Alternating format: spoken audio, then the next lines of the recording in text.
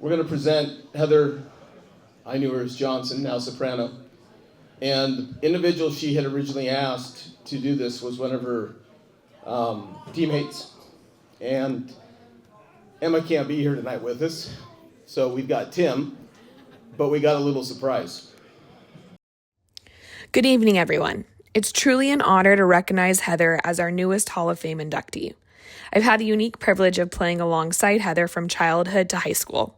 From sharing the field on our U10 summer travel team to competing for a high school state title, one thing has always remained the same. You want a Heather Johnson on your team.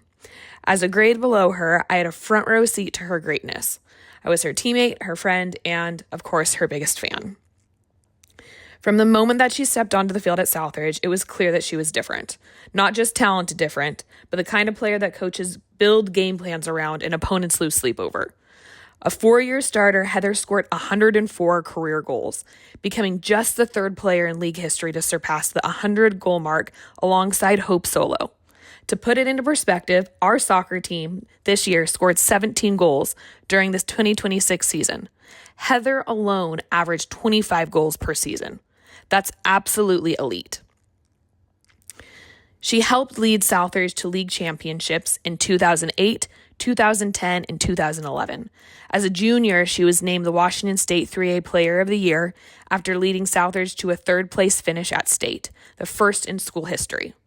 During that season, she tallied 31 goals and 17 assists. As a team, we scored 82 goals, meaning that more than half of our offense directly ran through Heather. As a senior, she broke her own school record with 32 goals. She led the CBBN in scoring and earned Tri-City Herald Player of the Year honors. The resume speaks for itself. Some people rise to the moment, but Heather just lived there. But what made Heather special wasn't just the stats, it was her presence. Every week, our strategy was pretty simple. Defend well, win the ball, find Heather's feet. She would take care of the rest, and she always did. It didn't matter who we were playing. Once the ball reached her, something special was about to happen. And if you were on the other team, I guarantee you were rethinking your defensive strategy and most likely your positional choice, especially if you played defense or goalie. And let's talk about practice for a second, because Heather had one speed, and that was compete. There was no taking it easy. No one wanted to line up across from her in a 1v1 drill, especially me. You knew two things were guaranteed. She was going to compete like it was a state championship, and she was probably going to score on you. I personally learned that the hard way, and for the sake of my pride, we're not going to talk about it anymore. We're going to leave it right there. But here's the thing. Heather didn't just dominate, she elevated. She made every teammate better because she demanded more, not just with words, but with effort.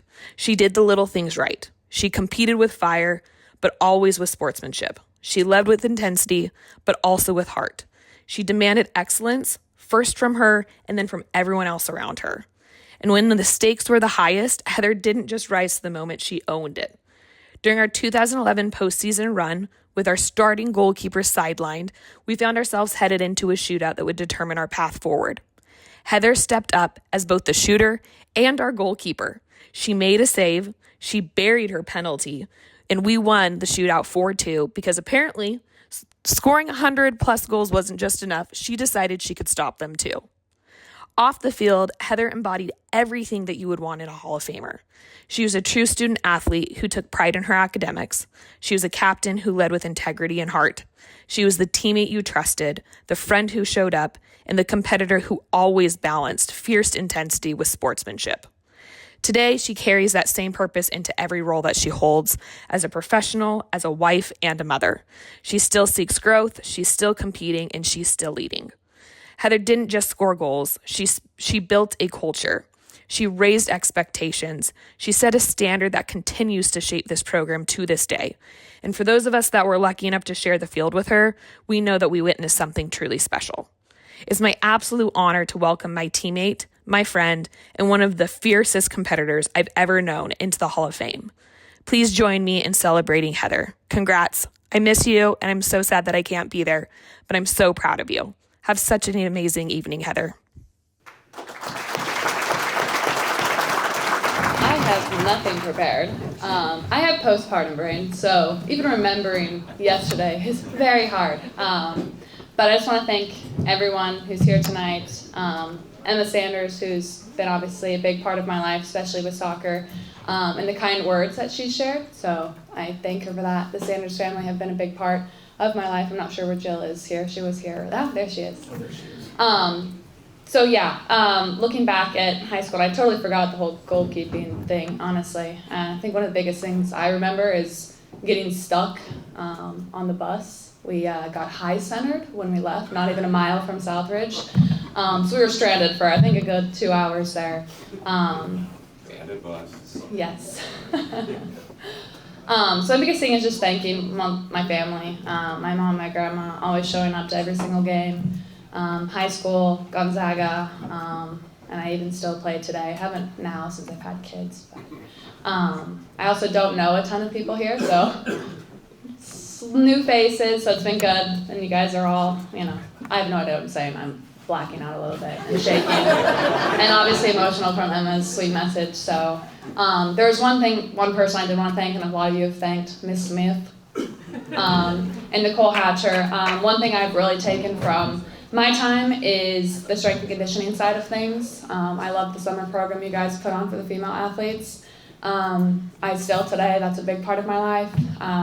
I got to coach at NC State University as a strength and conditioning coach, so that was a great opportunity. Working with student athletes, and so I got to see it from the other side of the coin. So that's something I hold dear to my heart. So thank you too for putting that on for the student athletes, and especially those females. Cassie for wherever she went. How important it is too, how you are.